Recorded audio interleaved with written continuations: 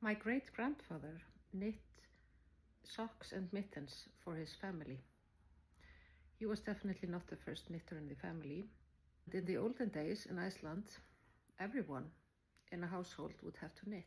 The 17th and 18th centuries, knitwear was a currency for Icelanders, and workers on farms would have to knit every day.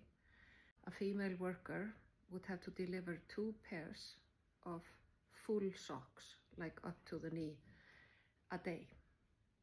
Or 2 female workers in a farm would have to deliver 6 tops, or like t-shirts, per week together, and they would knit the body together, one on each side, and they would knit in a circle. Or they would be obligated to deliver 4 full sweaters with sleeves. And that's, of course, after you work the wool, card it, spin it, and make the threads. So mitten and sock knitting was a very common chore in households, and everyone would have to contribute to the woolworking.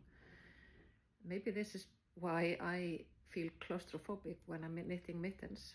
It's the least favorite thing, or no, the least favorite thing is socks.